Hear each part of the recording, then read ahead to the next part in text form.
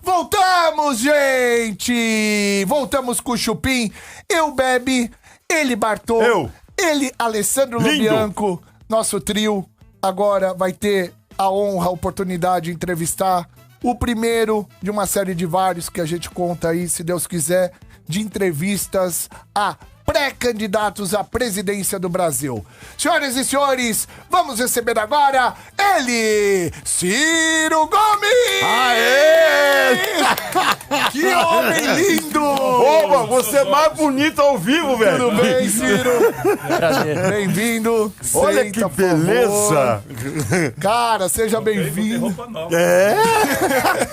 E perfume novo também. Perfume você tá vendo, né? Eu tô. Cheiro gostoso Bom, de Ciro Gomes bom. aqui.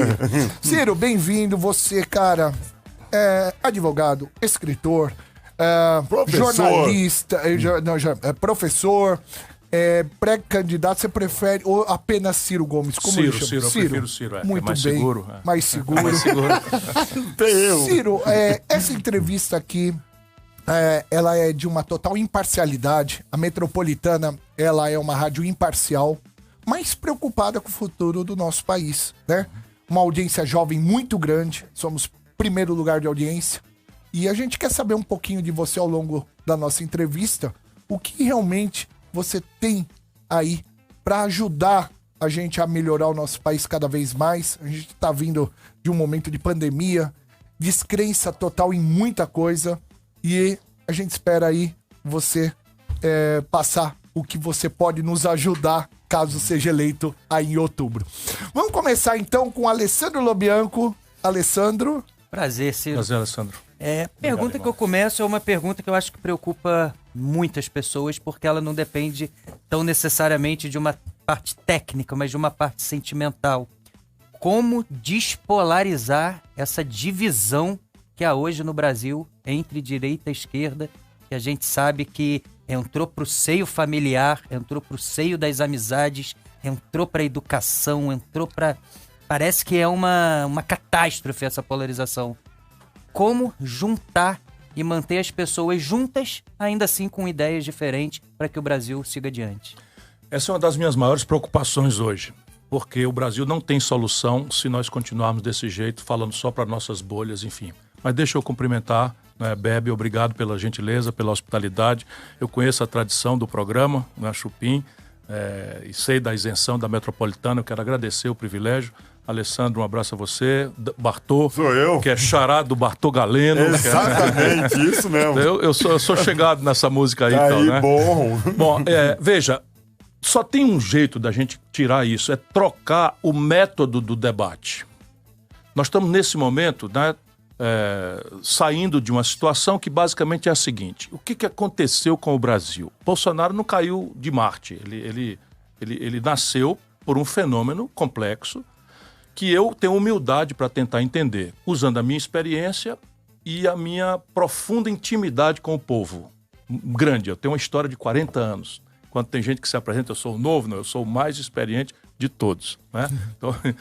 Então veja, o que aconteceu? O Bolsonaro tirou quase 70 de cada 100 votos de São Paulo, que é um povo trabalhador, honesto, não é? Bem intencionado, enfim, um povo maravilhoso, nosso povo. Votou 70, o número redondo, 70 de cada 100 votaram no Bolsonaro. Pergunta, foi pela obra do Bolsonaro? Quer dizer, não tinha essa obra. O Bolsonaro era um deputado do 5º escalão da Câmara Federal, sabe, vinculado ao tal Centrão, a roubalheirazinha de coisas, sabe, eu fui colega dele e tal, e estou dizendo isso sem nenhum prazer, mas o Bolsonaro roubava o dinheiro da gasolina do gabinete. Roubava dinheiro do auxílio moradia, porque os deputados têm vários privilégios, e quem tem apartamento em Brasília não pode receber auxílio moradia, que é um dinheiro que paga para quem, apesar do salário, não tem apartamento. Bolsonaro tinha apartamento e pagava. Enfim, não se elegeu nem pela obra, porque não tinha, e nem pela proposta. Se o Bolsonaro teve a inacreditável atitude, o que não deixa de ser sincera, de dizer o seguinte: olha, eu não entendo nada de economia, não entendo nada de emprego, fala aí com o Paulo Guedes e tal. Então, ele nem tinha a obra, nem tinha a proposta. Por que o nosso povo votou? 70 de cada 100, não foi? Sabe, ganhou ali, ganhou por 70 de cada 100. Não foi só São Paulo, Rio de Janeiro, Minas Gerais, Rio Grande do Sul, estados mais educados do Brasil, de gente boa, trabalhadora. Nossos irmãos. Eu vou explicar para você do meu ponto de vista. Votou porque votou para protestar contra a mais devastadora crise econômica da história brasileira, que não foi ele que produziu, foi o PT, com a Dilma, os números e as datas. O desemprego no Brasil é 4%, 5%, na crise 6% e tal. Com a Dilma e o PT passou para 12% e nunca mais desceu de 2 dígitos. Isso é fato. O crédito que o Lula expandiu folgadamente, todo mundo foi para o crediário e tal, saiu de 15% para 55% do PIB, eu gosto de dar número para proteger das emoções, que é como a gente vai se livrar da polarização. Né? É trocar o lugar do debate do fígado pela inteligência.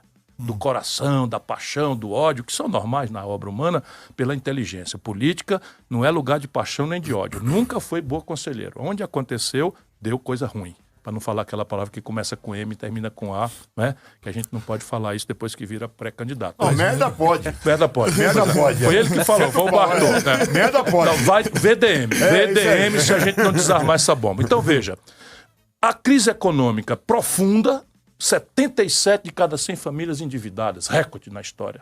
66 milhões de pessoas humilhadas no SPC, recebendo aquela ligaçãozinha chata, venha pagar sua conta aqui do crediário, senão nós vamos tomar sua geladeira e tal. 66 milhões, irmão, não é 6 milhões, é 66 milhões. Então essa gente enlouqueceu de frustração depois de ter dado todas as 4 eleições ao Lula e ao PT, não é? E, em cima disso, a notícia todo dia na televisão. Roubalheira na Petrobras, roubalheira no Correio, roubalheira no céu. Porque é verdade. Infelizmente, o Lula se corrompeu mesmo. E eu não tenho nenhum prazer em dizer isso. Então, você junta a crise econômica que tirou a renda da pessoa, do emprego da pessoa, o crediário da pessoa, o bom nome da pessoa. E, em cima disso, ela chega em casa, né, amargurada e tome... Roubaram aqui, roubaram acolá, bilhão pra cá, bilhão pra lá, bilhão pra cá. Meu irmão, tá aí a história do Bolsonaro. Agora a pergunta é, nós vamos nos livrar, sabe, da promessa do Bolsonaro de moralizar o Brasil e de consertar a nossa economia que ele traiu, que era mentira, voltando pro Lula e pro PT? Não dá. Aí os dois estão se protegendo. Então, se você reparar, os dois fazem uma aposta nos ódios e nas paixões.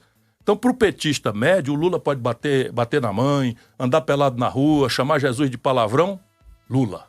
E tal, e acabou Lula, porque vai nos livrar do fascismo. E pronto, e não tem um Brasil para administrar, não tem problema, ele não tem que assumir compromisso com nada, nem se explicar de nada que aconteceu, nem nada. Pior, está reproduzindo as mesmas alianças que levaram o Brasil a essa tragédia. Do outro lado, o Bolsonaro, comunista.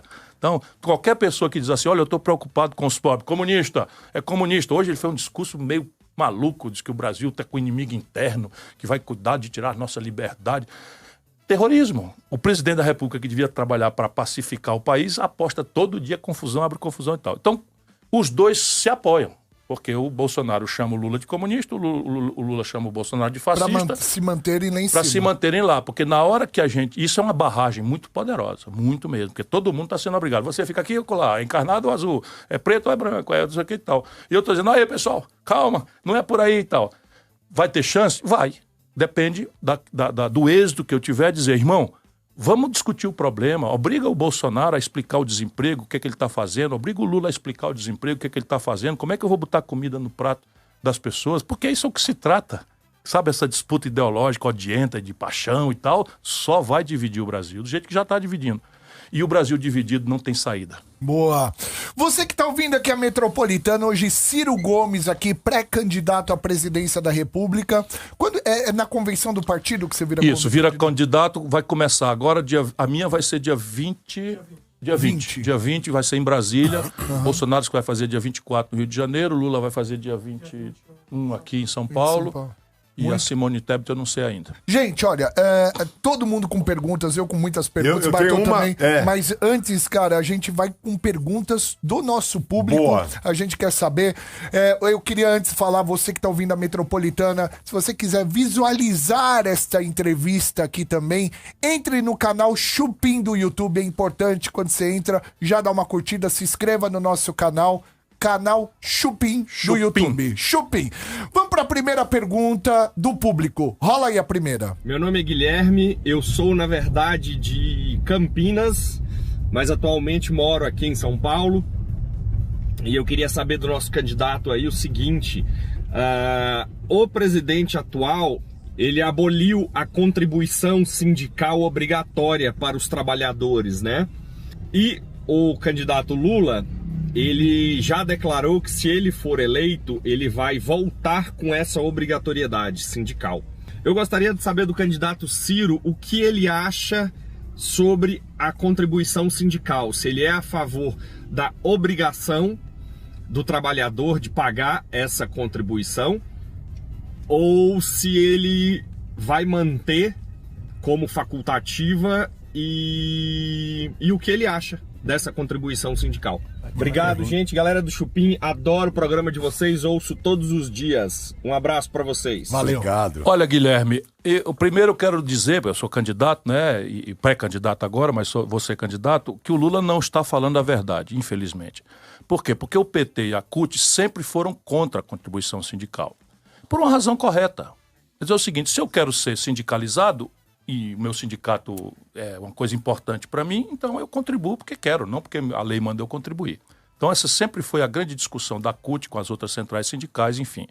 O problema é que o Brasil é muito diferente regionalmente. Então, por exemplo, o Guilherme é de Campinas, está morando em São Paulo. Aqui você tem, vamos dizer, a locomotiva da economia do Brasil. Então, a indústria brasileira, 40% é concentrada em São Paulo, os serviços pós-industriais mais modernos estão concentrados em São Paulo, enfim. De maneira que essa tese, por exemplo, os bancários, que é uma categoria que está em extinção, né? Para o servidor público, isso daí é uma tese compreensível. Então, você quer ter força, quer ter organização, seja voluntário. Mas no Brasil, diferente, esse mundão informal, hoje 70 de cada 100 trabalhadores brasileiros não tem nenhuma proteção de nada. Mas não é proteção do sindicato, ele não tem proteção nem do descanso remunerado na semana, para ir orar no templo ou para ir à igreja, nem as férias remuneradas, a pressão sobre o sistema de atenção psicossocial, a pressão para pedir remédio para dormir, para anti-ansiolítico, enfim, é um negócio recordista, porque estamos adoecendo mentalmente a família brasileira. E pior de tudo, para quem pensa no país, estrategicamente, é que nós estamos produzindo 50 a 60 milhões de trabalhadores cuja velhice vai chegar daqui 15, 20 anos e não vão ter aposentadoria de nada. Sim. Então, repare, isso é uma coisa que a gente tem que pensar. Quem é que resolve isso? São duas coisas. A institucionalidade, por exemplo, a Alemanha. Então, você não, o Brasil, um país atrasado. Não, pega aí, a Alemanha. O país mais produtivo, mais competitivo do mundo é a Alemanha. A jornada semanal imposta por lei na Alemanha é 36 horas. Não estou dizendo que isso é bom para o Brasil. Estou falando que na Alemanha é absolutamente moderno e é regulado pela lei 36 horas semanais. Ok, não vamos imitar a Alemanha, mas o porquê que na Alemanha aconteceu isso? Aconteceu porque os trabalhadores foram estimulados a se organizar. Porque se deixar trabalhador solto, irmão, é que nem botar a raposa para tomar conta do galinheiro. É o lado frágil da relação capital-trabalho. Agora vamos para o Brasil de hoje. Estou falando no Brasil, nós temos o seguinte: 5 milhões de pessoas estão classificadas pelo IBGE como desalentado. Esse é um desempregado que desistiu de procurar emprego. Eu tenho 11 milhões de pessoas desempregadas. Então, soma 6 com 11, dá 17 milhões de desempregados.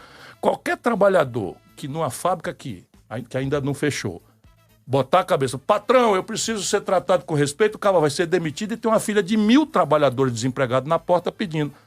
Ou a gente reforça o coletivo dos trabalhadores, que são os sindicatos. E eu falo isso a vida inteira porque o capitalismo, não é negócio de comunismo do Bolsonaro, o capitalismo moderno se afirma no consumo de massa. Sim. Por isso, porque o consumo de massa é tão grande no mundo que os produtos estão caindo de preço no mundo inteiro, os serviços estão caindo de preço, porque o cara basta ganhar 1 centavo, ele vende tanto celular no mundo que ganha 1 centavo e tal. No Brasil, o capitalista e o consumo de massa vem da renda. E a renda do trabalhador é o salário. É a renda indireta ou a política pública. Não é? Se tirar a despesa dele, tira a educação do orçamento dele, porque dá uma educação que preste, tira a saúde do orçamento dele, porque dá uma saúde que preste. E não é assim no Brasil. Cada um está com medo da saúde, está com medo, está se obrigando a pagar plano de saúde, se obrigando a mensalidade escolar para dar uma escolinha melhor para o filho. Então, o Brasil precisa resolver essa equação. Portanto, resolver essa equação significa convencer o capitalista brasileiro que nós precisamos proteger a classe trabalhadora. Porque, veja bem, vou explicar aqui. Se uma padaria na esquina aqui da Augusta, então uma padaria aqui, aumentar o salário dos trabalhadores dele e uma padaria do outro lado da Paulista, na Alameda Santos ali, né, não aumentar, essa padaria aqui vai quebrar, porque sob o ponto de vista de uma unidade empresarial, o salário é custo. Mas sob o ponto de vista da organização da economia, a massa salarial é que dá a base do mercado. Portanto, é o que dá o freguês para o comerciante. Exato. Quem tem que fazer isso é uma boa relação de luta organizada dos trabalhadores e o sindicato precisa ser financiado. Se não é um dia, porque a contribuição, francamente, era um dia de trabalho. É antiga, nasceu lá nos anos 30 e tal, mas era um dia do ano de contribuição sindical forçada. Se isso não é o que se quer, vamos achar um caminho. Mas é preciso reforçar as organizações dos trabalhadores. Mas então você é a favor que não seja facultativo, que seja realmente... Nós temos que achar uma fórmula, e eu estou trabalhando com as centrais sindicais, um novo Código Brasileiro do Trabalho. Tá. Para fazer isso, fazer o seguinte, porque mudou o mundo do trabalho. Então você tem o trabalho remoto, né, essas coisas, tem os aplicativos, virou um negócio novo. Sim. E não adianta a gente achar que a legislação dos anos 30, dos anos 40 responde para esse drama. Os abusos da justiça do trabalho, tudo isso eu sei que é verdade. Mas a turma, a pretexto de que tinha problemas sérios, a turma foi lá e praticamente restaurou a escravidão. Entendi. No Brasil, que é a tal reforma trabalhista. Eu preciso trazer essa bola de novo para o meio de campo, Estudar fazer um pouco. grande debate como? Trago a experiência internacional, que é a ideia de... Chega de ideologia. Ideologia, cada um tem a sua. A minha é proteger o mais pobre. Sabe, lutar para ajudar o mais pobre a superar a miséria, a pobreza, a desigualdade, e não é da boca para fora. Eu ganhei o Prêmio Mundial de Combate à Mortalidade Infantil como governador do Ceará. Fui receber lá nas Nações Unidas, em Nova York. Senhor, a educação do Ceará é a melhor do Brasil, tem 82 das 100 melhores escolas do Brasil, então não é da boca para fora e nunca foi espancando empresa. Pelo contrário, o Ceará também na contramão do Brasil está aumentando a sua indústria. Então trata-se de achar o equilíbrio. Boa. O equilíbrio. Boa. Então nem facultativo e nem... Não, achar uma obrigatório fórmula. achar uma Então, fórmula em alguns lugares ela é legal. Aham. Né? No Brasil, a gente pode discutir que volte a ser. Mas, por exemplo, em vez de ser um dia de trabalho, seja meio-dia e o governo entra com o outro meio. Boa. Percebe? Tem 1000 alternativas para fazer. O fato é que nós precisamos empoderar a classe trabalhadora, organizá-la, aumentar a consciência de classe, porque muitas vezes o trabalhador está sendo induzido pela propaganda de que ele não é um trabalhador, ele é um empreendedor. Sim. Então, o pobre do miserável está aí agarrado em cima de uma motocicleta, chega agora o frio, para ganhar R$5, meu irmão. 5 pila para uma corrida, aí quebra a corrente da motocicleta, o cara passa sem trabalhar. Não é possível. Deixa eu só então, gente, olha, você que tá ligando o rádio agora, hoje, Ciro Gomes, este homem de Pindamonhangaba, eu achava que ele era do Ceará. Eu ia falar pra Cara, ele. Ele é daqui, nossa, do nosso estado. Pertinho aqui de Com São 3 José. anos foi pra Sobral. Sobral correto? do Ceará, isso. E, viveu a sua vida lá no Ceará. Hoje, Ciro Gomes aqui, lembrando que a Metropolitana sempre vai frisar isso em todo momento durante a entrevista, a nossa imparcialidade, tá? A gente já deixa os convites aqui. Na próxima terça-feira, vamos receber o candidato Pablo Marçal, do PROS.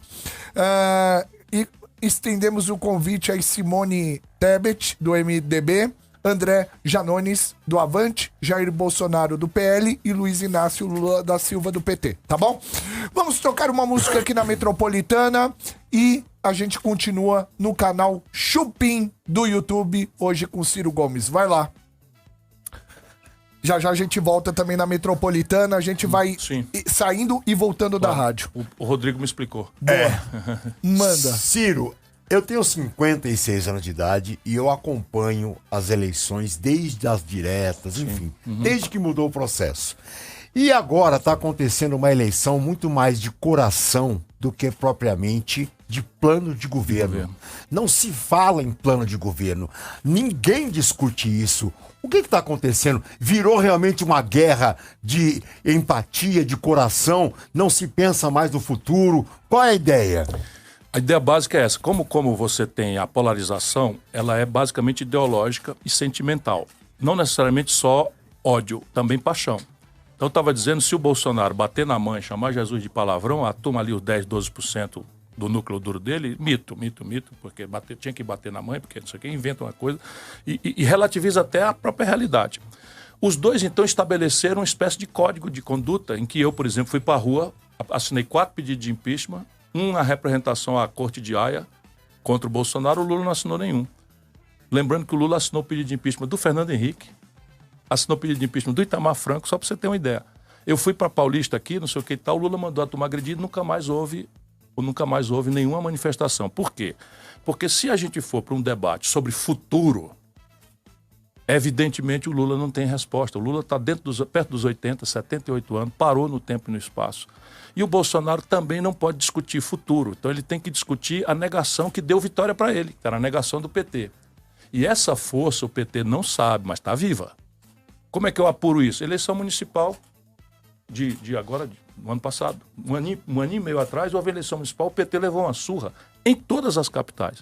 O candidato do PT aqui em São Paulo tirou o 6º lugar, na minha opinião. Assim, Fortaleza tirou o 3º, isso o Lula todo dia na propaganda. Portanto, essa memória da tragédia do crédito, da tragédia do emprego, da tragédia da renda, o salário mínimo brasileiro hoje tem o pior poder de compra das Américas. Só perde para a da Venezuela, que é um país em causa institucional. Então, não tem como discutir esses assuntos, a não ser eu, que sou o fio desencapado. Porque eu ajudei a fazer o real, ajudei o Lula, sabe? Rompi denunciando publicamente as coisas erradas, não aceitei, sabe, as facilidades que se ofereceram aí e tal. E aí isso querem sumir comigo. Então você acha que não existe plano de governo desses dois caras? Nenhum. Porque o que é o plano que o Lula pode? Porque o Lula está numa encruzilhada que é o seguinte: vamos fazer um belo plano. Desemprego, vou fazer tal coisa. Saúde, vou fazer tal coisa. O cara vai perguntar docemente para ele, por que não fez? Teve 4 mandatos e não fez, vai prometer que vai fazer agora? Percebe? O Lula entregou ao Brasil 5 pessoas acumulando a renda dos 100 milhões de brasileiros mais pobres. Por quê? Porque passou para os bancos 4 trilhões de reais, e isso é que é o problema. Eu sou fui ministro da Fazenda, conheço os números e tal, e puxo por essa coisa, em vez de, sabe, paixão e fígado e coisa, eu puxo por racional, para inteligência. Então, o Lula transferiu, durante o mandato inato dele aqui, 4 trilhões de reais para os bancos, e para os pobres 332 bilhões. Como nunca ninguém fez nada pelos pobres, esse pouco pareceu muito. E ele reina nessa memória afetiva, picanha, cerveja, que não é mais possível. Muito bem. Coisa, Olha, hein? temos só 2 minutos e 24 antes de a gente dar um recado aqui. Vamos para mais uma pergunta aí da galera. Vai lá, rola aí para mim. Mais uma pergunta. Boa noite, meu nome é Aline França Barros, eu sou da Freguesia do Ó. Eu queria saber do candidato Ciro Gomes o que ele mais se identifica e concorda com a campanha de política do presidente Jair Bolsonaro e o que ele mais se identifica e concorda com a campanha do ex-presidente Lula. Será que dá pra responder assim 1,56? Dá assim, com o Bolsonaro nada. É simples. Com o Lula, embora seja muito, o Lula não tem nenhum amor à verdade, mente com sabe, um despudor absoluto, porque é aquilo, ele tem um lugar no coração de muita gente e tal, e ele vai dizendo, outro dia ele disse um disparate, mas o Lula representa um valor que eu cultivo, que é a solidariedade aos mais pobres. A minha é verdadeira. Eu quero emancipar o mais pobre por um trabalho decentemente remunerado. Nós conversamos aqui sobre o sindicato, trabalho, etc. E o Lula quer fazer a migalha do banquete dos bancos cair para políticas sociais compensatórias. Essa é a minha diferença. Muito bem. Lembrando que hoje estamos aqui com o pré-candidato Ciro Gomes. Todos ainda são pré-candidatos até a convenção do partido, né? Vou pedir para você, gentilmente, se você puder, você que tá entrando aqui no nosso canal Chupim do YouTube, curtir o nosso vídeo. É importantíssimo você curtir, se inscrever no nosso canal também, tá bom? Porque isso... O robozinho do YouTube começa a distribuir mais. Igual o canal do Ciro também de games, né? Ciro? Jogador! Ciro é jogador, né? O que você manda bem, Ciro? Só esses joguinhos antigos. É? Tipo, vamos lá. Enduro. O Enduro eu faço. Os mais simples, os mais antigos. Porque esse conjunto de botões... É só a meninada. Exato. Só a meninada. O Gael, meu filho de 6 anos, é uma coisa impressionante. Então tem aqui do lado esquerdo, do lado direito, em cima, não sei o que. Eu já pisei em 2 já. Não, sem chance. Eu também. Nem o FIFA 2022 eu consigo jogar direito. Deus, cara. Vamos voltar aqui na rádio, voltando. Voltamos na Metropolitana 98.5. Você que tá aqui também no canal Chupim do YouTube, convido você, inclusive, para entrar aqui no nosso canal, gente. Muito importante você entrar aí, ó. Canal Chupim no YouTube. Procura aí. Hoje o Isso Ciro que passou Gomes aí é uma aqui com a gente. caranguejeira, não é um chupim, Você não. viu?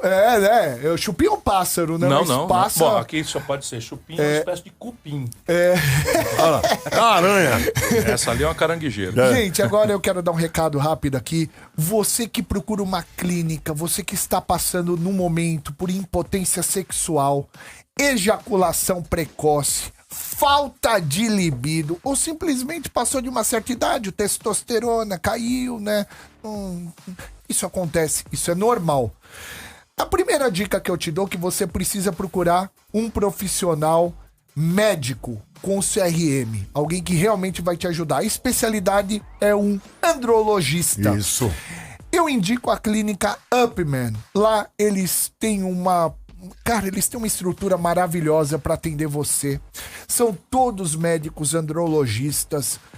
Eles vão te fazer um diagnóstico, um check-up e vão realmente resolver o seu problema. Você sabia, Bartô, que hoje em dia uma pomadinha, né, ou um comprimidinho, você já regula o seu testosterona? Olha que maravilha, você não precisa nem se preocupar com esse tipo de coisa. Inclusive, é tudo muito no sigilo, cara. Você teve problema de potência, né? Balangou um pouco o bagulho, aí eu fui lá na UP e me resolver, entendeu? Ele Mas cheguei em casa... jogando sinuca com corda. Ou seja, eu cheguei em casa, bati no peito e falei, deita aí. Eu vou recomendar pra você a clínica Upman. Mande um WhatsApp antes de marcar sua consulta. Tire todas as suas dúvidas, quanto que é, como funciona. Eu tenho certeza que você vai adorar a clínica Upman, que eles vão resolver o seu problema. Gente, a ciência evoluiu e evoluiu também na parte do homem. Tá meia bamba aí? Não precisa mais. Não. 9 11 21 4000. Mande o zap, fala que tá ouvindo no Chupim. 9 11 21 4000. Eles vão resolver o seu problema. 9 11 21 4000. Clínica Upman. Agora eu vou falar de uma coisa que muita gente já experimentou e sabe que funciona, que é o Fricô. Coisa boa, hein? O Bartô, gente, entre a gente, ele faz cocô aqui na rádio. De boa. Mas graças a Deus veio esse Fricô aqui, porque antes ele fazer o número 2, ele pega o Fricô, dá 5 borrifadinhas na água do vaso sanitário e depois ele faz o cocô. Quando ele puxa a descarga, ao invés de vir aquele cheiro maldito do Bartô, parece que ele fez uma limpeza no banheiro. Quem entra fala, nossa, lavou o banheiro? Exatamente. Então, tenha Fricô, use o Fricô também, esse odorizador sanitário maravilhoso que é o Fricô. Se você ainda não conhece, experimente, eu tenho certeza que você vai gostar. frico.com.br, free de livre, CO, frico.com.br. E o CO? Hã? De cocô. O free e o CO de cocô, exatamente, tá bom? Hoje Ciro Gomes aqui com a gente, a gente vai, daqui a pouco a gente volta na rádio, a gente vai continuar no canal Chupim do YouTube, você pode fazer a sua pergunta, a gente volta já já. Lobianco. Ciro, uma grande discussão hoje que começa, na verdade já se antecede há bastante tempo, mas principalmente no governo Bolsonaro, parece que foi instalada uma crise no setor artístico, né? Benefícios que a classe artística tinha, não tem mais, uma tentativa de uma nova política para incentivo dessa categoria que parece que também não deu certo. Qual a sua proposta para a classe artística brasileira? Nós precisamos entender quanto isso é grave e central, por 2 argumentos, um específico e um geral. Eu sempre vou tentar fazer isso, substituir deixa que eu chuto, se fosse eu ia ser diferente, por uma coisa que bote o povo na jogada. Primeiro, o específico. O específico é o seguinte: a cultura, não é, a economia criativa, hoje é um ramo da economia que já responde por até 10% do PIB em lugares que acertaram a mão nisso. É coisa impressionante. Vocês são basicamente artistas desse universo. Sim. Tá certo? A forma como o Bartô interpretou o comercial e tal, claro que sincero, claro. Né? Mas é pura arte. Não é assim então você. Olha, o cara chegou agora e tá batendo, velho. Não tô batendo, não, tô elogiando, velho. Tô elogiando, macho. É isso. Bom, mas é o seguinte: quando um ator faz uma bela cena na televisão, você não tem ideia. O iluminador, o contra-regra, o câmera, sabe, o figurinista, o cenógrafo, sabe, o maquiador, enfim, sabe, a produção. É um universo de emprego. Então você tem, por exemplos mais contemporâneos, a Coreia do Sul. A gente estava conversando aqui fora do ar, não sei se estava no ar, negócio de games, não é? A Coreia do Sul hoje, games, é mais enriquecedor, grana, economia, riqueza, dinheiro, imposto, do que música e cinema juntos. Meu Deus! Olha. Essa informação eu não tinha. Pois também não é uma sabia. coisa absurda. E eu estou estudando essas coisas porque o Brasil é um dos maiores consumidores desse tipo de produto. Nós estamos verdade. importando do estrangeiro quase tudo. Por quê? Porque falta uma política consistente de incentivo à cultura, à produção cultural. Então, para mim, de novo, eu já fui prefeito e governador. Se eu estiver falando uma coisa aqui para lá e não tiver feito isso quando fui, não é uma incoerência que não me autoriza a fazer. Então, e você vai ver isso onde? No orçamento, nas leis de fomento, etc. Qual é o problema que eu tenho que aperfeiçoar as leis de fomento brasileiras? Falo Lei Rouanet, etc. e tal. Né? A lei de fomento no Brasil hoje está basicamente financiando a arte ou a estética de retorno comercial.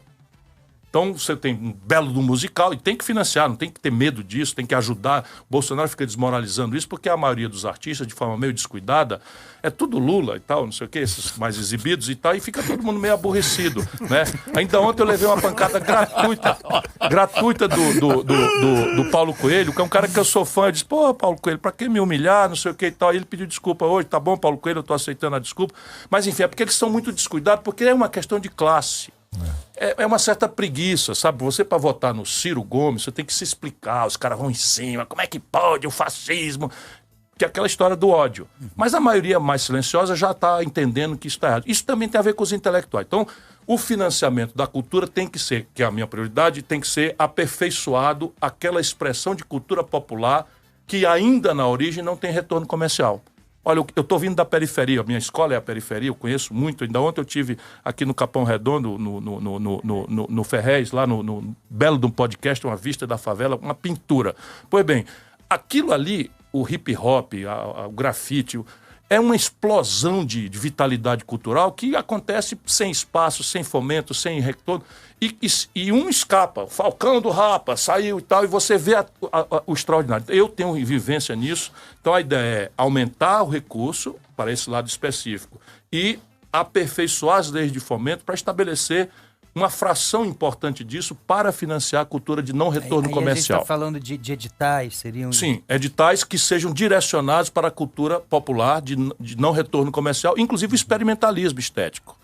O que tem de gente testando novas linguagens, por exemplo, cinema de celular. Sim. Então, já tem uma coisa acontecendo que o Brasil tem vitalidade para isso, mas as pessoas estão editando com o celular, estão ficando cada vez melhores, estão editando filmes inteiros, um curta-metragem no celular. Aí você faz festival, faz não sei o quê, para começar a dar visibilidade. E aí vamos fazer os meios de coisa. Eu sou muito pelo modelo francês. Sabe, o modelo francês protege a cultura francesa e eu quero proteger a cultura brasileira porque isso dá a outra razão pela qual cultura tem que ter prioridade central. Sabe o que é? A gente não calcula. Mas uma nação só é de fato soberana, só manda no seu próprio nariz se tiver identidade cultural. Sim. Senão a gente vira um acampamento. Sim. Nós somos um grande acampamento que o Brasil está virando. Então eu e você falamos a mesma língua, a gente se entende, mas você está num universo, sabe, cultural, seus padrões de consumo, o seu jeito de entender o que é ser feliz, o seu estar diante da vida. Você vem trabalhar, cumpre seus horários, paga seus impostos e pronto. Percebe? Mas ser nacional, ser de uma comunidade nacional, significa dizer que nós estamos construindo juntos uma saída para a encalacrada que a maioria não tem lugar para todo mundo hoje, mas no nosso plano tem um lugar do futuro, para os desalojados, por 42, 52, 62 mil pessoas morrendo de frio nas ruas da cidade mais rica da América Latina. Isso é ser uma nação, sabe? Sim. E isso sabe quem alcança? A cultura. A cultura que alcança, você se afina. Por exemplo, por que os americanos fazem uma aposta tão central no audiovisual, no cinema? Por que eles dominaram? Não foram eles que inventaram. Quem inventou o cinema foram os franceses, os irmãos Lumière. Mas eles perceberam o poder daquilo. Então, por ali, eles estão transmitindo para o mundo inteiro os valores deles. E a vontade do milionário brasileiro hoje é ter uma casa em Miami. A vontade do menino da favela é portar aquela estética do tênis, da camiseta. Tá aqui, ó. The man, the myth, the legend. Comprei lá, aliás. Fade away.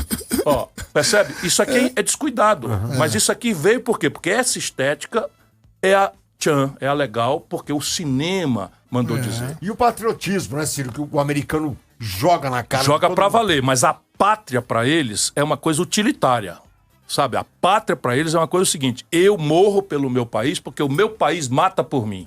Isso. No Brasil, me pergunta para um garoto que nasce, tem a desdita de nascer numa favela de São Paulo, numa palafita de Manaus, ou numa favela do Rio de Janeiro, ou de Fortaleza. Sabe, o que é o Brasil tem? O que é o Brasil para ele? O Brasil não é nada, o Brasil sabe o que é? A facção criminosa que oferece agora ele entrar no avião do tráfico para fazer uma graninha para comprar o tablet, ou celular, um tênis, ou a polícia que entra para matar e bater. Essa é a realidade do nosso país hoje. Então não dá para você ser patriota se não houver cultura, não é? Portanto, de novo, a estética tem uma função, a arte tem uma função, mas cultura é uma coisa maior. São coisas práticas. Quais são os materiais que você considera razoáveis para a sua estética? Percebe? Esses materiais eles não são produzidos no mundo por igual.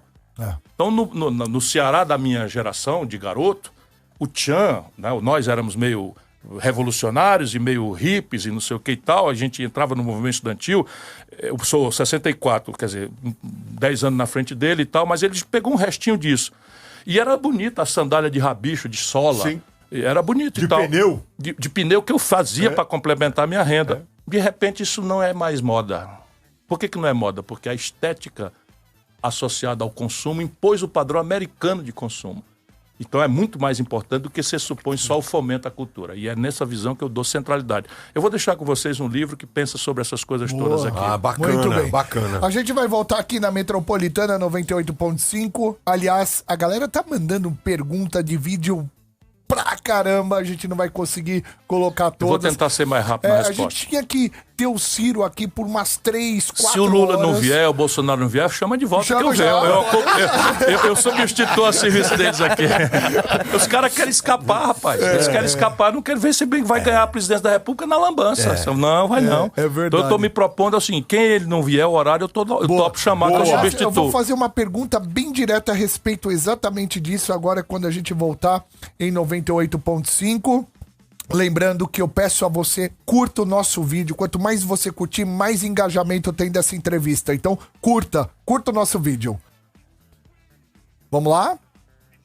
Voltamos com o Chupim também na Metropolitana 98.5, além do canal Chupim no YouTube, canal que eu convido você que está aí na sua casa, no seu carro, chegando na empresa, saindo da empresa, escola, faculdade, entra aí, canal Chupim do YouTube e você vai ver a foto do Ciro Gomes hoje aqui com a gente. Ciro, uma pergunta bem popular e bem direta para você.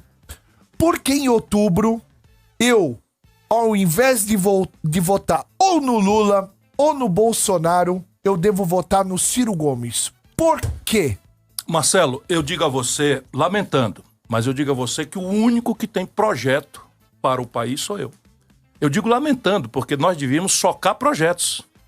Porque cada projeto desse tem premissas. Então, eu estou dizendo que a cultura é uma prioridade, que o orçamento e tal. Sabe quanto é que está sobrando o orçamento brasileiro? Lá vou eu explicar as coisas para o povo entrar na jogada. O governo brasileiro arrecada tanto imposto, tanta coisa, se endivida tanto, que o orçamento são 4 trilhões e 800 bilhões de reais. 4 trilhões com T de tapioca. Gente besta como nós não sabe contar o que é isso. 1 trilhão é 1.000 bilhões. E 1 bilhão são 1.000 milhões. É muita grana. É um dos maiores orçamentos do planeta Terra. Sabe quanto sobra para investir em tudo que nós precisamos? Saúde, educação, cultura, moradia, segurança, infraestrutura, ponte, aeroporto, viaduto, tudo. 25 bi. E no limite, o Bolsonaro entregou para o Centrão, na tal emenda do relator, não sei o que e tal, 20. Buscava roubar 40%. Então, assim, qualquer debate que não entender este problema ou estará produzindo o maior estelionato eleitoral da história. Eu fico assustado como é que o Lula, descambando para 80 anos, escolhe o arqui-inimigo dele de 50 anos, Alckmin, não é? E bota ali, depois de 25 anos chamando um outro de ladrão, bota ali, quase entrando em 80 anos, e deixar o povo acreditar que tudo é fácil, basta tirar o fascismo, acabar com o fascismo, como os artistas estão fazendo, como se não tivesse um Brasil no dia seguinte para administrar. E todos se desmoralizaram. Olha que coisa chocante. Olha que coisa chocante, a gente precisa trazer isso para a memória do povo. O Brasil era uma ditadura e nós redemocratizamos o país, começamos a eleger o presidente em 89. Elegemos o Collor, governou com essa gente, foi caçado. Elegemos o Fernando Henrique contra o Collor, fizemos o Plano Real, eu ajudei a fazer o Plano Real com o ministro Itamar. O Fernando Henrique e o PSDB nunca mais ganharam eleição nacional. Se você reparar, de lá para cá, nunca mais ganharam eleição. E desta eleição agora é tão desmoralizado que parece que nem candidato vão ter. O Lula se elege porque o Fernando Henrique decepcionou todo mundo, governando com essa gente, com esse mesmo modelo, com essa mesma coisa, foi bater na cadeia, irmão. Isso não é brinquedo, não. O maior líder popular do país foi bater na cadeia. 580 dias de cana.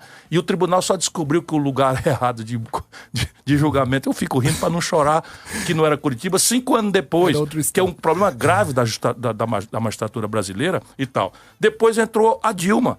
A Dilma foi caçada, governando com essa mesma gente, com esse mesmo modelo econômico. Olha aqui, Collor, Fernando Henrique, Lula, Dilma. Aí entrou o Michel Temer e foi bater na cadeia. E agora entrou o Bolsonaro, que prometeu que ia acabar com tudo isso, está governando no partido do Valdemar Costa Neto, que é o homem que foi preso roubando no DENIT no governo do Lula. Percebe? Está desmoralizado. Então eu só quero ser presidente se for para mudar isso, senão eu não tenho natureza para ser nem preso, porque eu tenho 40 anos de vida pública, nunca fui processado. Nem passei, não, erramos aqui, foi absolvido, não. Nunca respondi por nenhuma denúncia de corrupção, nem do meu mais violento adversário. Nada mais é do que a minha obrigação, mas eu tenho que mostrar nesses tempos aqui. Então, repare, eu tenho a melhor proposta para o país. E lamento dizer, é a única. Lamento muito dizer. Eu tenho dito a Simone Tebet, que é uma pessoa, né, que eu respeito, é a minha adversária e tal, mas eu tenho dito isso aqui, olha, o modelo está errado, nós temos que mudar o modelo. E tal. Qual é a sua visão das coisas? Isso é uma coisa prática. Por exemplo, o motorista de caminhão que está nos acompanhando aí na Metropolitana, ele está ferrado no diesel. Então a política de preço da Petrobras, isso é uma questão de modelo. Então o Lula e o Fernando Henrique venderam 60% do capital da Petrobras, o que não vota, não controla, e os acionistas estrangeiros e brasileiros, banqueiros, estão pressionando para a Petrobras ter o maior lucro possível. Como ela tem um monopólio, não tem concorrência, ela mete no lombo das pessoas um diesel de R$7, etc, e bota um lucro de 45 bilhões de reais no trimestre e distribui tudo como lucro e dividendo. Isso é um modelo. E o lucro e dividendo só no Brasil não paga imposto nenhum. Termina o mês de vocês recebem ali o olerite, 27,5%, morre na pessoa física ou 15% na jurídica. O cara que ganha 45 bilhões de reais na pessoa física, como a própria, não paga nenhum puto. Isso tudo é política. Por que não paga nenhum puto? Porque eu cobrava quando era ministro da Fazenda e os caras não gostam de mim. O Lula e o Fernando Henrique revogaram e os caras gostam dele. E a questão é, como é que eu vou botar a meninada na escola, que preste? Como é que eu vou melhorar salário de professor? Como é que eu vou melhorar salário de polícia se eu não disser de onde vem o dinheiro? Essa é a grande questão. Então, as pessoas eu estou pedindo para me dar uma oportunidade, porque é o único que está propondo o diagnóstico, qual é a doença da vida brasileira e a proposta concreta dizendo de onde é que vem o dinheiro. A alegria que eu tenho é que é possível. Boa. Porém, só é possível se a gente botar o povo na jogada. Por quê? Porque o que está errado, irmão, Marcelo, não é porque está errado porque os caras são sacana em Brasília e são tão maus que vai tudo errado só para machucar a gente. Se fosse assim era mais fácil. Não é, não. É que o Brasil tem a maior concentração de renda do mundo. 5 pessoas, vou repetir, acumulam a renda dos 100 milhões de brasileiros mais pobres. Você está entendendo? 5 pessoas, quando você soma a soma, eu conheço todos 5 pessoalmente. Né? e me cumprimento e tal. Mas assim, 5 pessoas têm a fortuna dos 100 milhões de brasileiros mais pobres de classe média. E não paga imposto, meu irmão. E quem paga imposto é o povão. Vamos pegar aqui. O motoqueiro, não sei se está ouvindo aí com um headphonezinho na cabeça, cuidado com o trânsito e tal. Bastante. O motoqueiro aqui de aplicativo paga 4% do valor da motocicleta dele de IPVA todo ano. O dono de helicóptero que circula aqui por cima em São Paulo não paga. O dono do iate, da lancha, do jet ski, não paga. Percebe? Esse é o jogo do Brasil. Então a questão básica é, a que senhor você quer servir? Hoje eu estava subindo as paredes. Mas subindo as paredes, não é possível que esse povo não se revolte. Sabe o que aconteceu? Estão votando uma emenda para fazer um auxílio emergencial, que negaram para o povo esse período todo, de R$600 até a eleição. E depois acaba o povo que se ferre aí e tal. Já é uma grande indignidade. Mas quando eu achei que o fundo do poço é um alçapão, eles votaram ontem no Senado a autorização para que os bancos façam um empréstimo consignado em cima do auxílio emergencial criado para socorrer quem está passando fome, irmão. Aí eu fui dar uma olhada, o Eduardo Moreira conhece o assunto e tal. Sabe quanto é o juro que os bancos vão meter no rabo do nosso povo? 80% do dinheiro da comida. Do dinheiro da comida. Percebe? Eu assim, ainda estou aqui dentro da democracia. Mas assim, não é possível que o povo brasileiro esteja tão apatetado que não queira mudar isso. Isso o Bolsonaro agravou tudo. Viu? O povo, tá muita perdendo, gente está perdendo a esperança. Eu converso com as pessoas eu motoristas e aplicativo, a gente tem uma audiência maravilhosa. Eles falam, ó, eu não tenho uma esperança. Não tem jeito, é tudo. Por quê? Porque é o bate e volta. Eu voto no Bolsonaro para protestar contra o Lula, agora vou votar no Lula para protestar contra o Bolsonaro. Exato. E o debate? E a causa dos problemas? E a solução? Eu estou te dizendo o dinheiro aqui. Se eu cortar 20% dessa esculhambação de dispensar imposto de rico, eu boto 70 bilhões de reais no caixa. O que é 70 bilhões? Eu boto 7 milhões de crianças numa creche de tempo integral. É assim. Agora, a dona de casa que precisa deixar o filho bem alimentado, bem cuidado, talvez queira votar no Lula, que tem compromisso de não cobrar o imposto sobre lucros e dividendos e nem tem imposto sobre grandes fortunas. Então os caras trabalham contra mim. Agora, eu tenho muita esperança, porque a Rádio Metropolitana, o Chupim está me chamando. Sim. E vocês, isentos, como corretamente são, tem que fazer isso com todos. Exato. Né? Fazer isso com todos. E o povo maduro não se apaixona por político. Vamos ter paciência. Sim. O povo inteligente bota um pezinho atrás, Sim. olha com desconfiança, porque político, né, gosta da lambança, gosta de conversar, de prometer. Sim. É normal na democracia do mundo inteiro. Mas você tem que, ter um pouco de cuidado. Quer dizer, esse cara tá falando isso, é verdade? Vamos no Google. Hoje tem o Google, né? Vamos perguntar pro pastor. Não, peraí.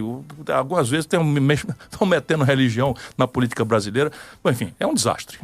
Vamos para mais uma pergunta aqui de um nosso ouvinte. Sempre ouvintes com perguntas ótimas. Manda mais uma aí. Olá, pessoal do Chupim. Meu nome College é Company. Eu sou estudante de jornalismo. E a minha pergunta para o Ciro é: Ciro, se você for eleito, quais são os seus projetos sobre a regulamentação da imprensa e como você caracteriza a liberdade de expressão e da imprensa no nosso país nos dias de hoje? Essa é a minha pergunta para você, Ciro. Bela pergunta. Olha, eu acho que a regulamentação da mídia já existe e é uma brincadeira que eu faço. E se chama controle remoto, ou dial, né? Você tá ali, ouvindo a Metropolitana, não gosta do que tá ouvindo aqui, passa para concorrente. Então, esse negócio de regulação da mídia é um perigo que o Lula está falando, porque está com ódio, quer se vingar, porque sofreu realmente muito constrangimento. Né? O Lula foi trucidado na grande mídia, porque não teve o devido julgamento, correto? Acho que o Sérgio Moro trocou os pés pela mão, mas liderou um governo corrupto. Isso eu sei doidamente.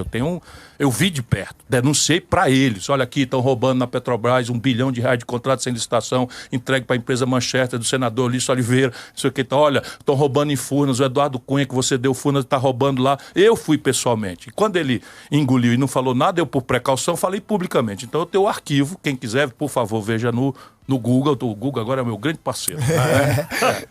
Porque, eu tô falando coisas muito sérias. Muito sérias. Se o Lula deu Furnas pro cara roubar, sabendo que o cara ia roubar, não dá para o Lula ser de novo presidente do Brasil. Mas não é deu para esse, deu para esse, para aquele, para todo mundo. É um governo que o PT transformou a corrupção numa ferramenta central do modelo de poder deles. Aqui em São Paulo, meu irmão, a conexão dessa turma, sabe, de vereador, do PT com a empresa de ônibus e com o PCC já é muito mal cheirosa. Viraram uma organização criminosa em vários lugares do Brasil e eu estou dizendo isso com toda clareza e com muita dor. Não tenho prazer nenhum.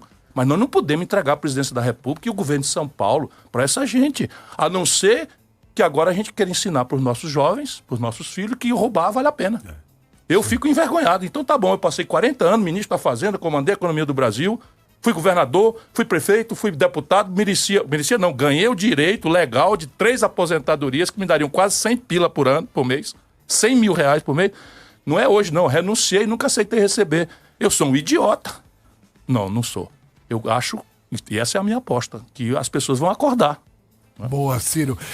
Eu vou jogar pro Lobianco fazer a pergunta. Deixa eu só ver um pouquinho o seu livro aqui. Ciro Gomes, Projeto Nacional, O Dever da Esperança. Olha aqui, gente. O livro aqui do Ciro Gomes já vende em qualquer... Tá esgotado hoje, mas estão tirando uma nova... vendeu mais de 200 mil exemplares. Olha que é o quarto. Esse é o meu quarto livro. Olha, sempre gente, sobre minha paixão, que é o Brasil e o povo brasileiro. Ciro Gomes, Projeto Nacional, O Dever da Esperança.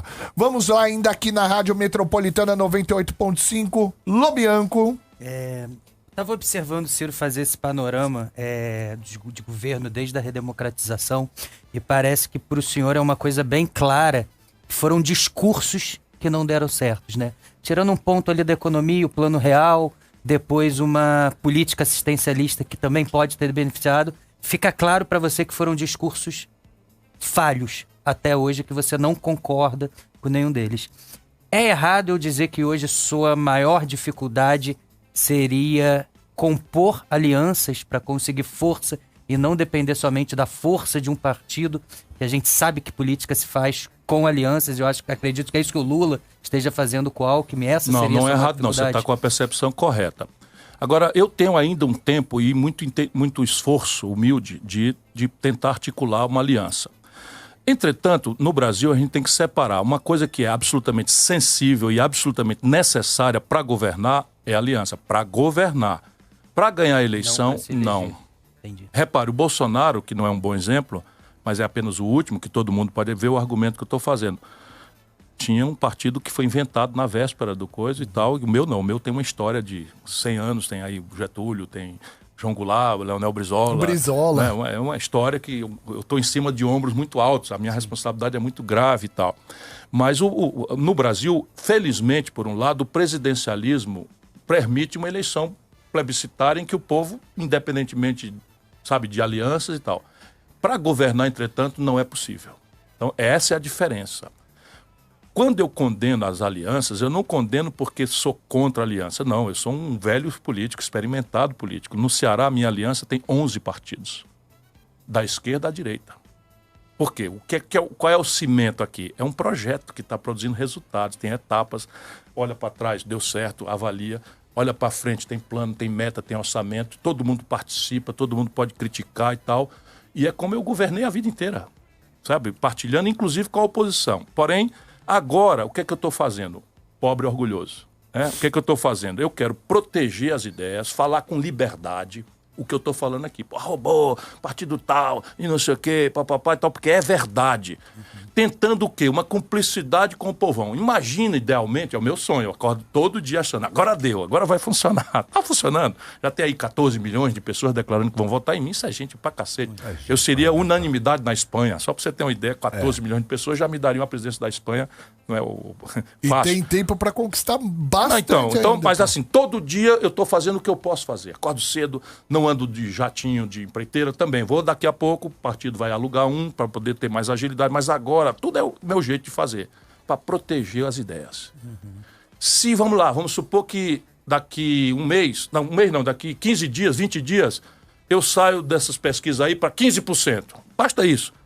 Eu tenho alianças prováveis, porque os políticos têm um sentido de... Onde é que está a vitória? Onde é que está a vitória? E eu tenho um sentido de, eu não quero ganhar, eu quero mudar o Brasil. Sim. Então, eu preciso que a minha aliança seja feita com a força de dizer, olha, eu não vou vender minha alma para ser presidente. Eu quero apoio para fazer isso aqui. Não é a minha ideia sozinho, não. Até aqui muita gente me ajudou, mas traga a sua. Eu disse pro Kassab, vamos falar claro, disse pro Kassab, que é um cara, meu amigo, já votou em mim em outra eleição. Kassab, tudo bem, está aqui uma ideia. Se você não concorda, me diga o que é. Vamos debater. Vamos debater. E é o que eu quero fazer com meus opositores, percebe? Mas eu tenho aqui 3 trilhões de reais, claramente pronto para fazer o financiamento da retomada do desenvolvimento. 3 trilhões de reais em 10 anos. Dá 300 bilhões de reais no ano. Isto é uma coisa absolutamente revolucionária para um país que só tem 25 para investimento. Mas eu estou cutucando. Por exemplo, eu falo assim, renúncia fiscal. Então, no Brasil, salmão, filé mignon, queijo suíço e mais 36 produtos que o povão só vê na novela da Globo, meteram na cesta básica, Bartô, do povão, para não pagar PIS/COFINS. Então é o seguinte, sabe quanto é que deixa de arrecadar de produto de luxo a pretexto que está na cesta básica? Você já viu um povo comendo queijo suíço? 8 bilhões de reais por ano. Aí o quê? Os lobistas disso aqui têm que querer ver o Satanás e não querem me ver. Mas eu estou dizendo concretamente que eu sei onde está 8 bilhões de reais por ano. E eu digo para o povão, olha, com 8 bilhões eu boto 1 milhão de crianças da melhor creche em tempo integral de São Paulo. Nenhuma iniciativa privada, porque eu estou fazendo isso no Ceará. Boa. Deixa eu dar um recado rapidinho. Você já conhece a Sol Jeans? Conheço, uso e adoro. É a marca atacadista de jeanswear que te deixa estilosa, confortável e sem falar na modelagem. Tem jeans para as mulheres, para os homens, moda plus size e você encontra a Sol Jeans nas melhores lojas da sua região. Então, peça Sol Jeans na sua loja preferida. Entre agora no Instagram, Sol Jeans _ e confira a coleção de inverno. Vou repetir, Sol Jeans _ é o tracinho baixo, tá bom? Não perca tempo, fique antenado nas últimas tendências. Era só o que me faltava. Sol Jeans _ peça aí na sua loja preferida, porque eles são atacadistas e você pode ter lá. Agora, atenção a esse som. Curte aí, ó. Manda. Ninguém vai te segurar, ninguém vai te segurar, ninguém vai te segurar. Ex-Bungo. Taca, taca, taca, taca, taca, bum, taca, bum, taca. Esse é um hit que o Dennis DJ fez para a LG X-Bungo, a melhor caixa de som Bluetooth que eu conheço, gente. Ela tem muita potência para o seu som ficar perfeito em qualquer rolê. Ainda é resistente à água e tem uma bateria que dura até 24 horas para você poder levar para tudo quanto é canto. Então, quer a sua? Claro. Atenção, entre agora no site da LG ou vá até uma das principais lojas do Brasil inteiro e garanta a sua. E bora curtir esse hit na sua caixa de som Bluetooth LG X-Bungo, gente! Ninguém vai te segurar, ninguém vai te segurar. A gente continua aqui mais um pouco com o Ciro Gomes, a gente vai pro rápido break. Estamos no canal Chupim do YouTube e indo e voltando da rádio, conforme a gente toca músicas na programação metropolitana. Hoje, Ciro Gomes aqui com a gente. Convido você para entrar no nosso canal Chupim do YouTube e ver a entrevista na íntegra, mesmo após o final do programa. Você que tá ouvindo agora, pegou no meio, pode ver a entrevista inteirinha. A gente volta já já. Bartô? Bom, Ciro, você desfilou aqui uma série de problemas que esse país tem e a gente tem certeza que tem muito mais. São coisas que a gente não tem ideia, que a população sequer imagina e deve ter aí uma coisa escondida por trás dessa crosta aí que a gente sequer imagina. Bom, Ciro Gomes ganhou a presidência, ótimo, colocou lá o bumbum na cadeira. Qual é a primeira atitude? O que se deve fazer com o país numa condição que está como esse? Você já foi ao circo, provavelmente, Já. algumas vezes. Já. Existia ou ainda existe um número de malabarista que é o cara botar um prato para rodar, depois o segundo, depois o terceiro, depois... E a maravilha, quando as palmas explodem, é quando parece impossível você estar botando ali 10 pratos para rodar ao mesmo tempo e nenhum cai. É, exato. Mal comparando, é isso que um presidente tem que fazer. Então, claro, os jornalistas têm que... como é? Fazer qual é a primeira providência e tal. Então, como eu tenho um projeto com começo, meio e fim, orçamento, tem metas e tal, a primeira grande tarefa é constituir uma boa equipe. Ninguém governa sozinho. Alianças são necessárias para viabilizar o projeto que você defende. Mas a equipe tem que ser de alta excelência moral e alta excelência técnica e de representatividade política. Então, idealmente... E é como eu sempre governei. Então, e aí eu vou perseguir algumas coisas. Metade das minhas secretárias, quando era prefeito e governador, sob o ponto de vista de orçamento, mais da metade eram mulheres. Para compor o verdadeiro Brasil. Sim. E ajudar, na prática, essa conversa, né? Que às vezes todo mundo é politicamente correto, mas na prática não faz. Então, repare, mas algumas coisas são muito urgentes e têm que ser feitas no primeiro dia. A primeira, por exemplo, será mudar a política de preço da Petrobras. Muda no primeiro dia. Porque é um escândalo, é um assalto à mão desarmada que se pratica contra a dona de casa que não tem condição de pagar 130 pila num botijão de gás. Percebe? Tá trocando gás por álcool e a meninada se queimando e parar no pronto-socorro. Tá explodindo no Brasil, as pessoas nas unidades queimadas dos pronto-socorro por isso. E assim, não se justifica. É um escândalo mesmo, tá certo? E eu sei bastante bem o que fazer, tá bem anunciado. Eu tô no YouTube com... várias coisas, eu estou explicando para as pessoas tudo para não ser demagógico. Eu tenho horror à demagogia, o Brasil está empesteado de demagogo, o Lula e o Bolsonaro são os capitães da conversa fiada, da simplificação grosseira e tal. Então a primeira providência que vai chamar a atenção na imprensa brasileira do meu primeiro dia de governo vai ser mudar a política de preço da Petrobras. Boa. Vamos para mais uma pergunta aqui do nosso público, aqui no telão. Roda pra gente aí, por favor. Olá, eu sou Frank aqui de Interlagos, São Paulo, E eu gostaria de saber o que o candidato Ciro Gomes tem de proposta para trazer novamente ao país uma segurança institucional, já que parece que os três poderes hoje não se entendem. Boa pergunta. Essa é uma pergunta muito importante, e eu já nas eleições de 2018, eu tentava prevenir o Brasil dessa coisa que estava acontecendo, que é uma verdadeira barafunda institucional. A legislação brasileira copia a legislação americana, que por sua vez se inspira nos franceses. Lá vou eu de novo explicar para botar o povo na jogada. Sim. Então, lá no francês, Montesquieu, está dito com clareza, quem lê, quem estuda, que o poder político é uno. E deriva do absolutismo. Mas ninguém quer mais reis absolutos, imperadores e tal. Então, ele dizia, o poder político segue sendo uno, mas as funções do Estado têm que ser divididas de maneira que o poder controle o poder. Essa é a ficção do Montesquieu, de maneira que um poder executa as coisas, que é o executivo, o outro poder legisla, ou seja, faz as regras, e o outro poder, independentes e harmônicos entre si, vigia a aplicação da lei ao caso, né, para dizer o que pode, o que não pode, o que é, em última análise, legal e o que não é legal. Pois bem, isto no presidencialismo é uma lógica de impasse eterna. Nós copiamos essa impertinência dos americanos. Por quê? Porque no presidencialismo está na mão do presidente da República duas tarefas, não só uma. Ele é o chefe da função executiva, ou seja, ele governa, sim, ele paga os funcionários, ele arrecada os impostos, ele, né? Mas ele é o chefe de Estado na unicidade do poder político. Uhum. Ele é o chefe de Estado, por isso é o presidente que escolhe os ministros do Supremo. Não é? Por isso é o presidente que tem o direito a veto das ações, das funções legislativas nessa função de chefe de Estado. Na monarquia parlamentar, eles botam a rainha, a Inglaterra, não é? Para ser a chefe de Estado, que só entra na boa, nas grandes questões, e o primeiro-ministro cai e não acontece nada. Exato. Daqui a pouco já caiu o Boris Johnson ontem, a administração está toda profissional, continuando. Não é o caso do presidencialismo. Então nós precisamos botar ordem. Eu disse em 2018, olha, eu, presidente, eu vou botar os poderes de volta, cada qual na sua caixinha. Que escândalo que foi. Mas foi um escândalo grande por quê? Porque o povo brasileiro está tão sofrido que quem quer que mande para ele uma resposta que pareça prática, nem precisa ser de verdade, parece que é um herói. Então o Sérgio Moro virou o homem que para quem a lei não existia. Por quê? Porque ele estava atendendo um clamor do povo brasileiro, que era o fim da impunidade dos grandes, dos poderosos e tal. Só que eu estava dizendo ali na mesma data, quem duvidar vá no YouTube, veja lá e tal, vá no Google e veja lá. Olha, o Sérgio Moro está fazendo besteira. O Sérgio Moro está produzindo a impunidade do Lula. E não é porque eu sou profeta, é porque eu conheço o Brasil. Na hora que a imprensa mudar de assunto, acabou essa novela. Ixi, tá falando demais de Lava Jato, tá, chega, vamos mudar de assunto aqui, acha outra coisa. Os tribunais vão anular tudo. Eu disse isso, vão anular tudo. Por quê? Porque eu já tinha visto antes igualzinho. O juiz Valentão, o procurador Valentão,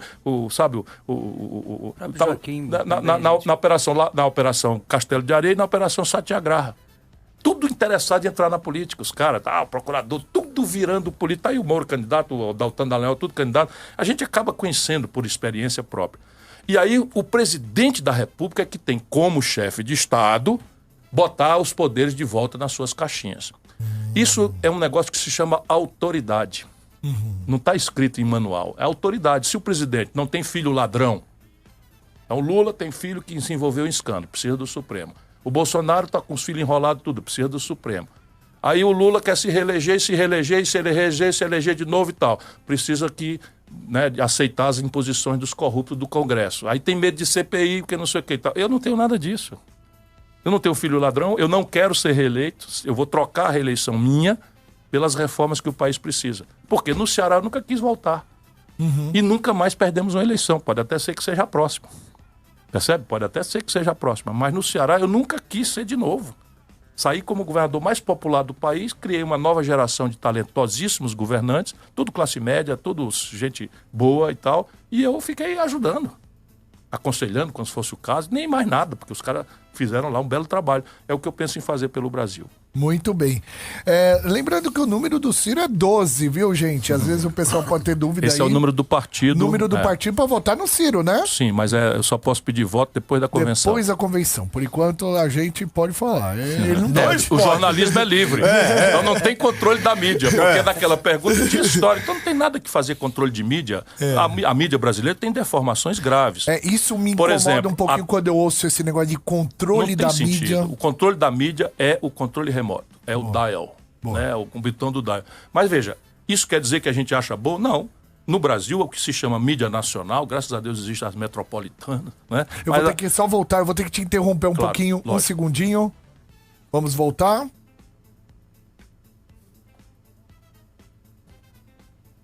Voltamos na Metropolitana também, 98.5. Hoje, Ciro Gomes aqui com a gente, além do canal Chupim do YouTube. Estamos também agora pela Metropolitana 98.5. Vamos e voltamos, vamos e voltamos. Muito bem. O Ciro estava aqui no canal Chupim do YouTube falando um pouquinho sobre a pergunta que um ouvinte fez a respeito da regulamentação da mídia. Algo que me assusta um pouquinho. Eu já declarei muitas vezes aqui, eu sou um cara super indeciso em quem eu vou votar para presidente. E quando eu vejo esse assunto, então, de uma forma imparcial falando, é um assunto que me incomoda. E aí o Ciro estava completando aqui, eu te interrompi. A questão é o seguinte, você não pode fazer, a mídia é tão essencial para a democracia, a liberdade de imprensa, quanto o ar que a gente respira ou a água que a gente bebe. Não tem exagero no que eu estou dizendo. Sem uma informação plural, em que todo mundo fale o que achar que deve falar, sabe? Tem os abusos já tem aí, não precisa da regulação da mídia. A própria lei já tem, caluniou. O cara é um criminoso, é um bandido, é um ladrão, e não é, tudo bem, vai pagar aí pelo abuso e tal. Então não tem que regular a mídia coisa nenhuma. Isso quer dizer que eu estou feliz com a mídia brasileira? Não. Não estou feliz com a mídia brasileira, porque a dita mídia nacional, eu estava dizendo, graças a Deus existem as metropolitanas, né, com esse espírito democrático, isento e tal, senão o Brasil estava ferrado. Porque a dita mídia nacional são 5 famílias. Todas são empresas familiares e assim, nada, não estou condenando, mas eles jantam juntos e concordam em determinadas questões e acabou, sabe? Então você tem uma reforma da Previdência, um assunto gravíssimo que mexe com a vida de todo mundo, ainda que o jovem não acorde para isso agora, mas daqui a pouco ele vai ficar velho e tal. Então todo mundo está interessado, só saía de um lado do assunto. Eu tinha uma proposta, como eu tenho uma escrita com transição, não sei o que. Você não é para ser dono da verdade, é para dizer, olha aqui, isso aí está errado, isso não vai dar certo. Eu tenho essa proposta aqui, considere isso, discuta, é um assunto sério, não é ideológico e tal. Não, é a reforma e tal, pronto. E acabou. Passou, tá aí a porcaria feita e nada resolveu. Alessandro Lobianco, vamos entrar agora nas últimas perguntas para o pré-candidato Ciro Gomes. Lembrando que a gente deixa o convite estendido na próxima terça, dia 12/7. Vamos ter o candidato à presidência, pré-candidato Pablo Marçal. Depois a gente estende o convite também às pré-candidatas Simone Tebet, André Janones, Jair Messias Bolsonaro e Luiz Inácio Lula da Silva, tá bom? Lobianco. Bom, minha última pergunta, Bartô fez a minha última pergunta que seria a ideal, que é o que o senhor faria, botando a bundinha ali na presidência, que é política de preços ali, o senhor citou da Petrobras. Mas lembra que eu vou botar os pratos todos para rodar. Exatamente. Eu tô imaginando agora, Ciro, você correndo atrás dos pratos. É isso aí. É isso aí. Então, a minha última pergunta, então, vai ser o oposto da pergunta dele, porque teve muita polêmica na eleição passada, o pessoal falou que o senhor teria se ausentado na questão do segundo turno e tal, e você já justificou várias vezes que ali você não tinha como apoiar, né, um Lula que estava com o Renan Calheiros, essa coisa toda.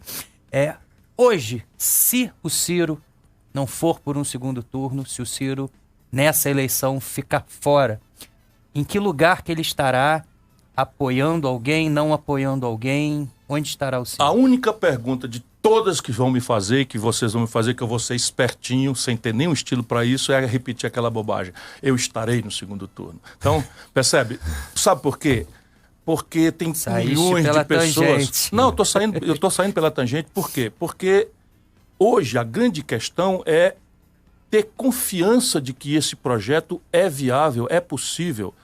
E as pessoas olham para mim, quem vota em mim não acredita que eu ganho. Por quê? Porque só no Brasil, há 2 anos, você tem 10, 12 pesquisas todo mês. Uma pesquisa dessa custa por baixo 200 mil, 250 mil, mas uma com uma margem de erro pequena custa 1 milhão. Aí você vai ver, meu irmão que está me ouvindo, presta atenção da próxima vez que você vê uma pesquisa. Quase todas são financiadas por bancos. Qual é a intenção delas? É exatamente confinar o debate ao redor de todos os que têm um compromisso em manter o modelo econômico e o modelo de governança política onde vige o suborno. Que a elite brasileira é contra a corrupção dos outros. Mas ela ama a corrupção para defender seus próprios interesses. Percebe? Então, o que está acontecendo no Brasil, sabe, de privatizações mal cheirosas, o Bolsonaro, irmão, pegou 3 bilhões e 700 milhões de reais da carteira de haveres de crédito do Banco do Brasil, que foi criado por D. João VI, e que tem uma empresa só para recuperar créditos que o cidadão não deu conta de pagar no dia que estava atrasado de pagar. Essa empresa existe só para isso. Pois bem, pela primeira vez de D. João VI, o Bolsonaro pegou 3 bilhões e 700 de cheque pré-datado, promissória e tal, que as pessoas deixaram lá no banco como compromisso de pagar, que não pagaram no dia, e vendeu para o BTG, que paga pesquisa, por 300 milhões de reais.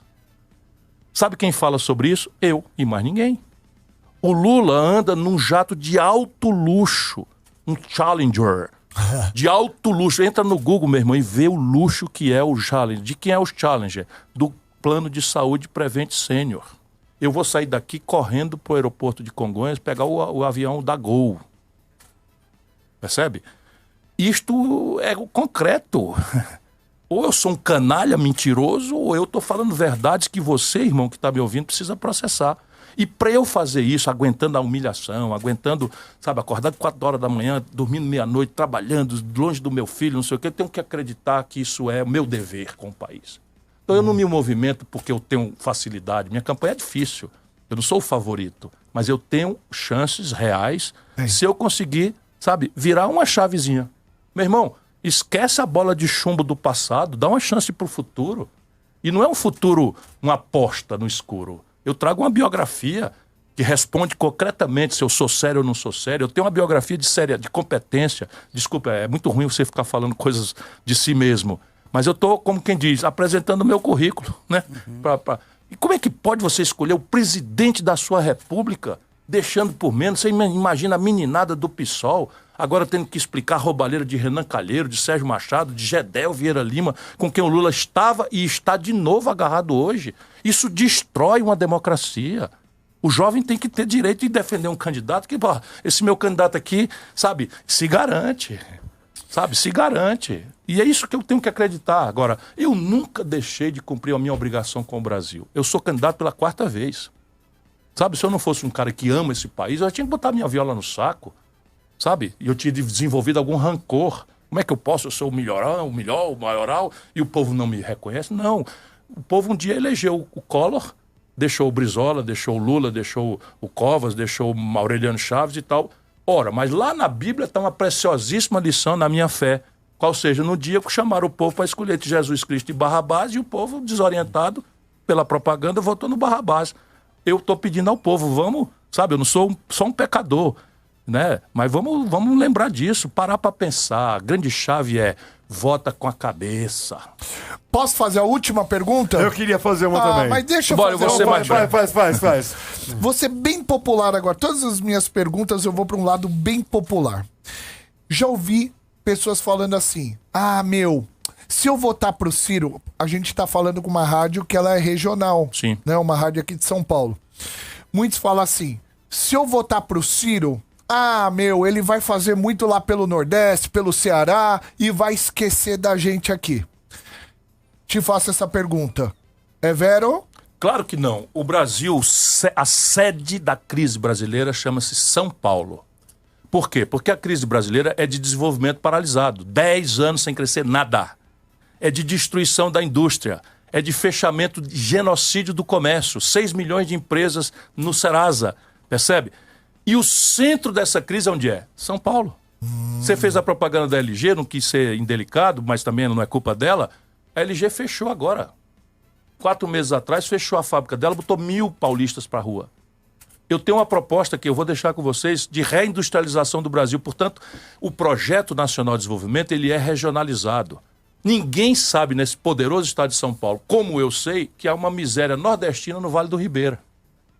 Aqui em São Paulo existe uma região paupérrima, o Vale do Ribeira, que eu estudei região por região do Brasil. Eu sou um cara dedicado, sabe? Ninguém conhece esse país assim. O detalhe, tem uma política de desenvolver arranjos regionais, mas São Paulo, sendo a sede da crise, a saída da crise passa pela liderança de São Paulo. E são coisas práticas. Por exemplo, eu não falei que ia negociar alargando a fronteira, em vez de negociar com picareta, roubando com o Centrão, se vendendo para o Centrão, alargando com o Pacto Federativo. São Paulo está quebrado. O estado de São Paulo hoje tem dinheiro no caixa porque deixaram quase 8 anos os funcionários de São Paulo sem reajuste. A PM de São Paulo está sem reajuste, está quase perdendo salário para a PM do Ceará, que é um dos estados mais pobres do Brasil. Sabe, demoraram meses para implantar o piso salarial do magistério aqui em São Paulo. Por quê? Porque a dívida que a União impõe a São Paulo é impagável, como a do Rio Grande do Sul, como a de Minas Gerais. Eu conheço tudo isso. Tem um projeto prontinho. São 600 bilhões de reais a dívida total dos estados. São Paulo, Rio, Minas e Rio Grande do Sul são 80% disso. Portanto, eu devo começar mesmo pelos 4, que são os mais fragilizados e aonde o epicentro da crise se sediou. Viu, pessoal? A última pergunta, então, da entrevista vai ser a sua. Eu quero complementar o que ele falou agora. Agora, informação cultural que já foi dada. Eu nasci em Pindamonhangaba, no Vale do Paraíba. Ele tem um sangue Não, mas isso tem muito... Filho de pai cearense e mãe paulista. Eu sou brasileiro. Eu gosto de fazer perguntas bem populares é bom demais. Que o povo, né, tem na cabeça. O povo quer saber. Eu vou eleger um cara do Nordeste, mas será que ele vai dar atenção para São Paulo? Por que não votar no Lula e votar no Bolsonaro? Perguntas respondidas, agora você vai fazer a última. Eu vou complementar. Existe um modelo de campanha diferente para São Paulo, ou para o Nordeste, ou para o Sul? A dor é diferente? A dor é diferente. Como é que funciona? A dor é diferente. Eu vou me mudar para São Paulo, já estou procurando um flat. Vou me mudar para São Paulo esse mês ainda, de julho. E a sede da campanha vai ser aqui. E São Paulo sozinho são 24% do eleitorado do Brasil, mas é a sede da crise. Então, assim, a sede da crise e a saída da crise também passa por necessariamente... Aqui tem os caminhos da reindustrialização, complexo industrial da saúde, complexo industrial do agronegócio, tudo tem a ver com a questão de São Paulo. No Nordeste e no Centro-Oeste, por exemplo, a renda per capita já passou o Sudeste, que as pessoas não sabem. É um Brasil completamente diferente. Então, o problema lá é que há uma economia muito pujante, porém, num lugar que adensa pouco emprego e pouco imposto, que é o agronegócio. Então, a questão urbana do Centro-Oeste e a infraestrutura. Ali a demanda deles é infraestrutura. São Paulo tem uma infraestrutura que é praticamente perfeita, embora tenha ainda coisas por fazer, mas é praticamente perfeita. Aqui está a questão de gestão, por exemplo, os encargos de pedágio. É uma discussão, mas vocês estão com as rodovias todas duplicadas. Então, o Centro-Oeste não tem. A Amazônia é terra de ninguém, irmão. Terra de ninguém. Nós temos que tomar posse de volta da Amazônia, fazer o zoneamento econômico e ecológico, reconverter a lógica de produção, derrubando a floresta, vendendo, sabe, invadindo terra indígena, unidade de conservação, para mostrar para o nosso povo ali, 40 milhões de brasileiros, que vale mais a floresta em pé do que derrubada. Mas eu tenho que retreinar todo mundo, financiar outras atividades biotecnológicas. Isso tudo está pensado nas diversas especificidades. A grande questão do semiárido do Nordeste era a água. Eu tenho orgulho, por delegação do Lula, de ter sido o formulador e o executor inicial do projeto São Francisco. Então agora a falta, por exemplo, Ceará, falta d'água agora já é uma memória do passado. Então você não vai mais ter aquela discussão. Agora é o uso correto do solo, diversificação da produção. Em vez de produzir milho e feijão que não paga nada, estamos produzindo trigo com alta sofisticação tecnológica e produtividade e umas manchas de solo. Isso tudo está... Eu só estou pedindo, passa a bola, sabe? Passa a bola, me dá uma chance, sabe? Senhoras e senhores, hoje aqui com a gente, Ciro Gomes, uma salva de palmas. Obrigado a vocês, maravilhosos. Espero que você tenha gostado. E volte mais vezes aqui. Tô dizendo, se os cabas não vier, eu venho para sofrer, tirar o turno deles. Valeu, Cirão. Não, eles querem escapar, noite, mano. Querem escapar sem debater. Pô. E o Brasil precisa do debate, por isso que eu tô dizendo. O dinheiro tá aí, sabe? E você tem que ganhar a parada. Se deixar a parada ser disputada em Brasília com o povo longe, a gente perdeu já. Boa! É Esse é o Ciro Gomes. Valeu, Cirão. Valeu. Pra vocês. Obrigado aí pelo livro. A gente vai revezar o nosso livro aí pra toda a galera ler. Muito bem, Ciro Gomes hoje aqui no Chupim da Metropolitana. As perguntas que não deram pra fazer, como o Ciro falou que volta, a gente vai guardar as perguntinhas e vamos fazer numa próxima oportunidade. Ó, o Ciro autografando. Vou pedir só pra você ficar de costas agora pra tirar uma fotinho aqui, Aí, mesmo desse boa. lado aqui, ó. Aí, ó. Rapidinho. Maravilha. Aê. Boa. Valeu, Ciro. Adorei, obrigado mesmo. Obrigado mais uma vez. Ciro, mais uma vez, Chato saúde. vocês têm. Prazer. Valeu, obrigado, meu querido. Um abraço, obrigado aí. É isso aí, gente. Foi maravilhoso comigo. Valeu. Até mais.